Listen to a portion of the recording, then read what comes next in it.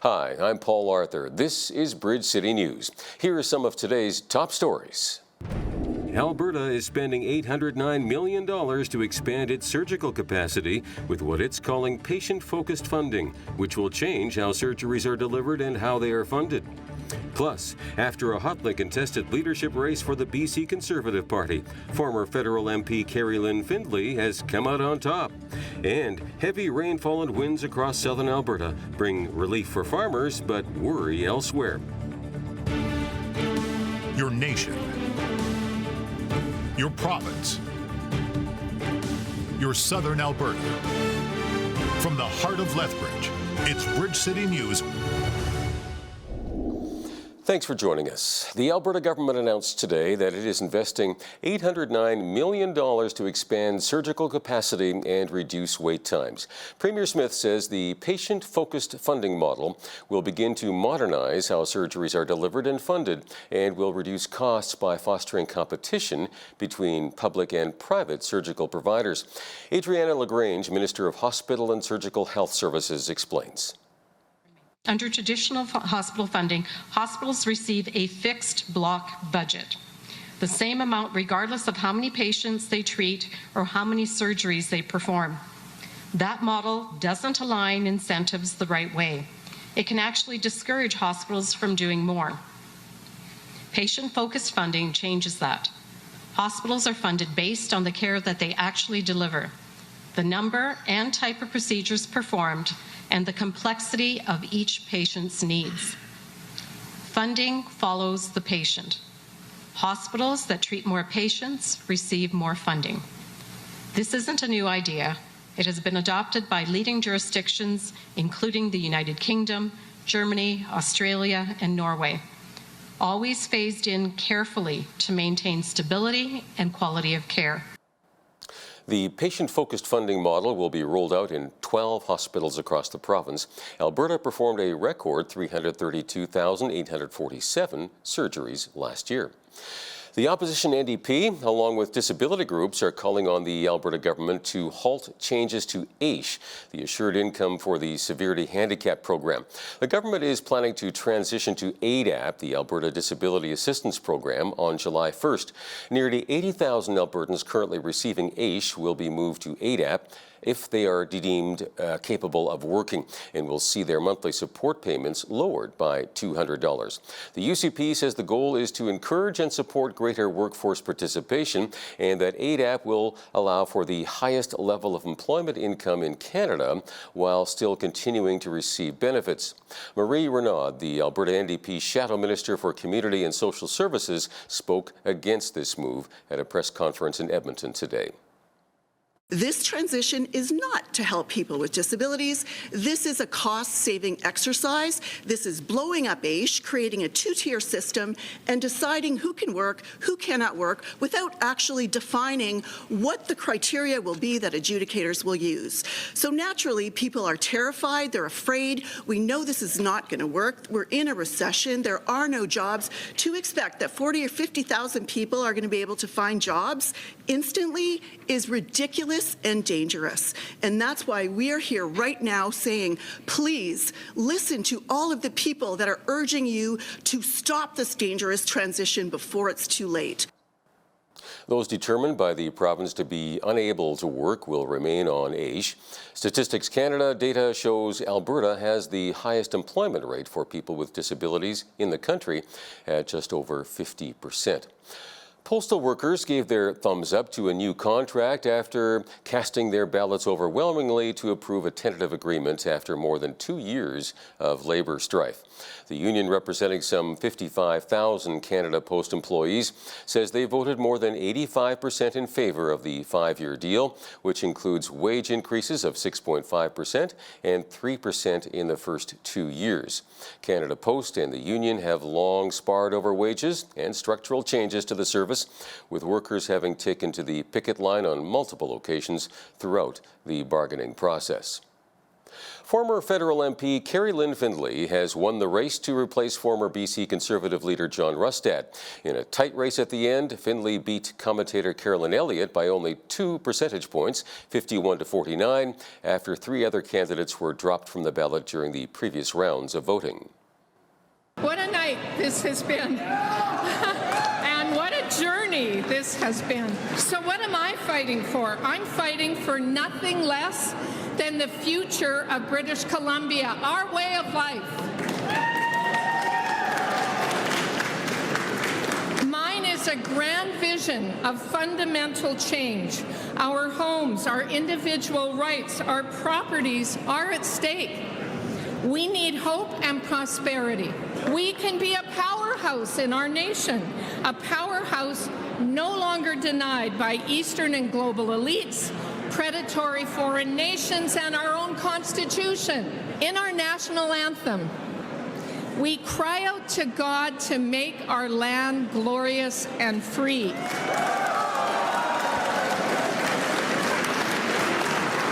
Free people making free choices and free speech in a free enterprise market economy where hard work is rewarded and we are not crushed by socialist overreach that wants to dictate literally what we think, what we believe, what we can say, and who we associate with. Faith, family, and freedom. That's what it's all about.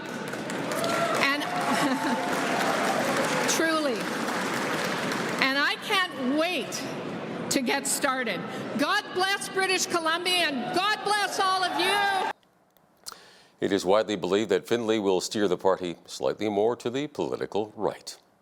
The ceasefire between Iran and the United States is once again being tested with back-and-forth attacks by each nation. The United States says it bombed radar and drone sites in Iran after Tehran shot down an American drone. Iran then said it targeted American soldiers in Kuwait with missiles, which the U.S. says it shot down today. However, officials confirm both countries are still trying to negotiate an end to the war, but it's not clear how close they are to that deal. With more is John Gambrell from the Associated Press. The United States has targeted new sites in Iran, and meanwhile, Tehran has attacked Kuwait. This is just the latest in back-and-forth violence that's threatening the ceasefire in the Iran war as negotiations between these two countries continue but remain challenged by these ongoing hostilities. The Americans say they targeted drone launch sites as well as radar facilities in Iran after Iran shot down an American drone over the weekend and did other hostile acts. Now, Iran's paramilitary Revolutionary Guard said that it launched an attack in retaliation that appears to have been a ballistic missile launch targeting Kuwait. People in Kuwait woke up to the sound of missile alert sirens today. It's not clear if there was any damage there, but Kuwait has been targeted repeatedly in the Iran war and in the weeks after. All this is coming as negotiations between Iran and the United States appear at a stalemate. U.S. President Donald Trump went online today and said that things would work out, but we've also heard from Iran's foreign ministry spokesperson who insists that these talks are continuing in a level of mistrust, just showing the gaps between them over issues like sanctions relief, Iran's nuclear program, and the future of the Israel-Hezbollah war that is grinding on today and threatening to drag the Middle East back again into a wider war. Speaking of which, a day after ground forces reached their deepest point in Lebanon in 26 years, Israel's government ordered strikes on the southern suburbs of Beirut today. Israel says the action was in response to repeated violations of the ceasefire by Hezbollah and attacks against cities and citizens. Large numbers of people were seen fleeing Dahia, just south of Beirut, jamming roads leading out of the suburb. Meanwhile, Hezbollah fired rockets at northern Israel, including the outskirts of the coastal city of Haifa. In local news, a number of Lethbridge high schools were placed on full lockdowns. Early Monday morning, Lethbridge collegiate staff contacted police after finding a written message on school property threatening harm to students and staff. As of noon today, all lockdowns were lifted. Lethbridge police are investigating to determine the veracity of the threat and who is responsible. At this time, there is no evidence to suggest an imminent or ongoing risk to students or staff. Heavy rain along with gusty winds continue to batter Alberta this week. Environment Canada has yellow weather warnings issued for southern and eastern Alberta, which resulted in the City of Lethbridge issuing a notice to residents to cut back on water usage. BCN's Landon Hickok has the details. The City of Lethbridge has been subject to heavy rainfall over the last number of days, with much of the rainfall washing away mud and debris into the Oldman River, making levels rise by at least a meter between Sunday and Monday morning alone. It has caused issues to the city's water treatment plant to ensure safe quality drinking water, and the city is now asking residents to conserve on non-essential water use until further notice. One of the main things we want to stress is the water is clean and safe to drink, even though we are having some challenges down there. In order to protect and maintain the safe treatment standards, though, water production has had to be reduced in order to maintain the standards. And what this means is we're currently producing water at less than current demand. The city, therefore, will be using water from local reservoirs to make up some demand. But in the meantime, the city is suspending their non-essential water activities and are asking all residents and businesses to do the same. This includes things like, not on a day like today, but outside activities like washing your car. Restricting indoor use to essential purposes like drinking and cooking, keeping showers short, and delaying laundry and dishwashers. And please don't stockpile water. The province has issued high stream flow advisories for sections of the Oldman and Milk River basins. Levels at the Oldman River have risen by exactly a meter in 24 hours between Sunday and Monday morning at 9 a.m., but no flooding is expected while levels continue to increase. The wastewater treatment plant is also experiencing elevated flow levels. Both teams at the wastewater and water treatment plant say they will continue to monitor the river and provide updates whenever possible. We're hoping that we'll be able to turn the corner and this is the worst it will get. But it all depends on the river conditions and you know, it is still raining out, so we're continuing to monitor both the river as well as the reservoirs upstream to make sure that, you know, the water treatment plant is able to continue operation. Elsewhere in the province, flood watches are in effect for the Bow and Pipestone rivers near Lake Louise, with the town of Banff propping up temporary dam structures during the weekend in preparation. The heavy rain alongside melting snowpack have caused the Bow River to rise steadily, with no clear picture when the river might reach its peak volume. More rain will be expected in Lethbridge tomorrow, between 30 and 70 millimeters before it lines up in the evening. For Bridge City News, I'm Landon Hickok. A prominent Alberta archaeologist received an honorary doctorate at the University of Lethbridge last week for his work on UNESCO World Heritage Site Head Smashed In Buffalo Jump. Bob Daw says his work was important in detailing life in the area dating back 7,500 years. It went right through, like, as they say, down 80 feet. They found two spearheads in the spoil pile that were unlike anything that we found in our excavations. They were this long, and they were a type that's known to be 9,500 years old. One was obsidian that was probably from Idaho, and the other was a rock that comes from Montana. And there's no question that this site was being used for killing buffalo, you know, long before we expected. At least 10,000 years ago, probably older. You know, I don't know how many times I've stood up here and just imagined what it would be like with the cascading animals falling and the frantic effort to, you know, deal with that mass of the struggling animals and people trying to, you know, harvest them and kill them and process them. And I can't help but sort of see that in my mind's eye when I come up here. You know, it's so quiet. It seems so innocent, but this was a real productive spot. Safe Kids Week kicked off in Lethbridge today. While Safe Kids Week is reminding drivers to slow down and stay alert, officials say this is something motorists should keep in mind not just this week, but year-round, because children do move quickly and unpredictably. The annual awareness campaign is designed to highlight predictable and preventable injuries among children. Mohammed Kasim with the City of Lethbridge says stats from a 2025 transportation study show speeding remains a significant concern in school and playground zones. The local numbers tell a different story. In 2025, 14 children, age range of 4 and 7, were injured, reported in pedestrian or cyclist collisions. We also saw 14,779 speeding offenses recorded in 30K zones. Of those, 2,400 were involved in people speeding over 50K.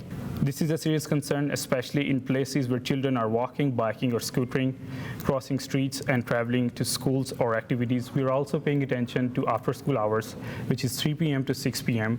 In 2025 alone, we recorded over 5,000 offenses of speeding in school zones or playground zones during these hours, which is a big concern because these are the hours when the kids are going home or going to different after-school activities. It's a combination, distraction driving, and people are unaware of their situation, unaware of their areas.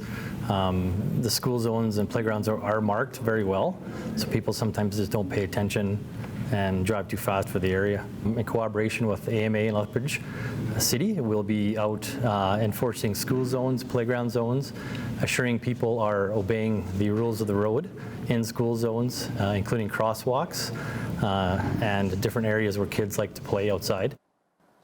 Safe Kids Week runs from June 1st to 7th. The City of Lethbridge now has an investment and growth officer. Bridget Mearns officially started in the newly created senior leadership role today. She is responsible for advancing City Council's economic vision and helping shape the city's economic future over the next 5 to 10 years. Mearns had this to say about her priorities in the new position. And this position is an opportunity to connect the good work that's happening in the community and the work that's happening here at the city. For economic growth, we'd like to see investment obviously increase and innovation. So it's a bundle of things that go towards the economically prosperous city. How we know we're successful is because we see growth in our business community locally, we see increased investment into our community, and we have an economy that's resilient. Those would be the purpose of having a position like this, having a strategy like this, and also having that focused, concentrated effort into making that happen. Economic growth doesn't happen by accident. It happens by strategy, and it happens by work. Some of the things that a business coming to the community would need to know. They'd need to know, where is the zoning? Are there any tax incentives? What sort of infrastructure do they need to meet their needs? So there's all sorts of things that go into just saying we're open for business. We have to show the way and make it easy. Mearns previously served as Executive Officer of the Building, Industry and Land Development Association for the Lethbridge region. I'm Sean Haney with RealAgriculture.com. Canada's cattle sector is holding its ground as the debate over Canada's livestock traceability rules intensifies. The Canadian Food Inspection Agency has officially paused publication of its proposed regulatory updates following widespread industry backlash. Speaking to RealAgriculture.com, Sandy Russell, who's the interim CEO of the Saskatchewan Cattle Association, confirmed that while the group firmly supports disease preparedness, producers are flat out rejecting any additional regulatory burden deemed unnecessary. Grassroots cow-calf operators are heavily exposed to the costs of the system, and major operational hurdles still remain unaddressed.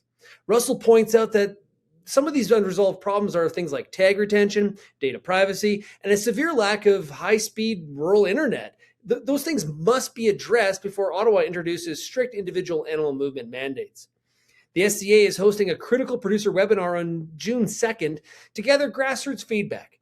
In an export-dependent beef market, the industry has to find common ground on additional traceability measures and also keeping producers competitive. For Bridge City News, I'm Sean Haney with RealAgriculture.com. South Korean defense firm Hanwha says it has reached a deal with Algoma Steel to supply military-grade steel for the possible manufacturing of land defense vehicles in Canada. Hanwha said in April it had reached a separate agreement with Canada's Automotive Parts Manufacturers Association on a prospective joint venture to make military land vehicles for the Canadian Armed Forces and for export to allies. These agreements, which would support industries hit hard by U.S. tariffs, are contingent on Hanwha winning Canada's contract to supply the Navy with a fleet of up to 12 submarines. The South Korean submarine maker is competing with Germany's TKMS for the massive multi-billion-dollar contract. Officials at one of Canada's major railways says a strike by 300 signals workers isn't expected to impact operations. The workers with Canadian Pacific Kansas City walked off the job on Sunday morning after their union said talks with the company were at a standstill. The International Brotherhood of Electrical Workers says the main sticking points include wages, work-life balance, and worker retention.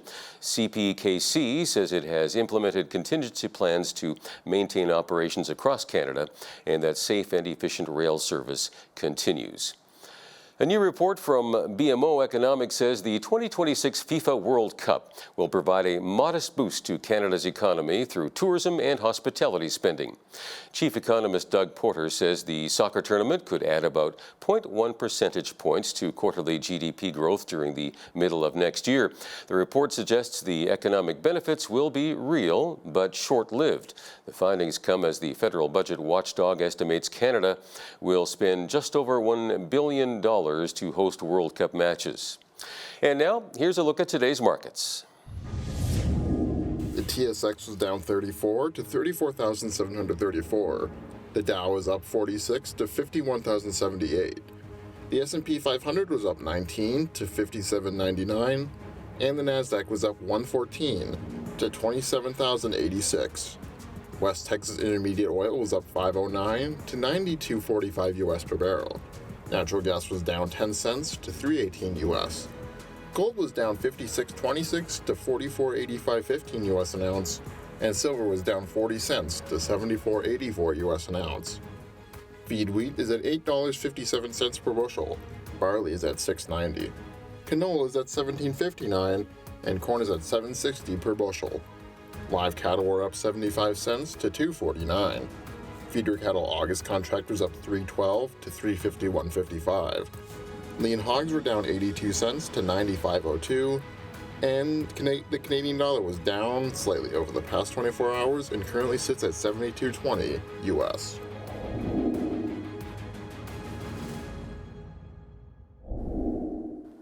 Recapping one of today's top stories, the Alberta government announced today that it is investing $809 million to expand surgical capacity and reduce wait times.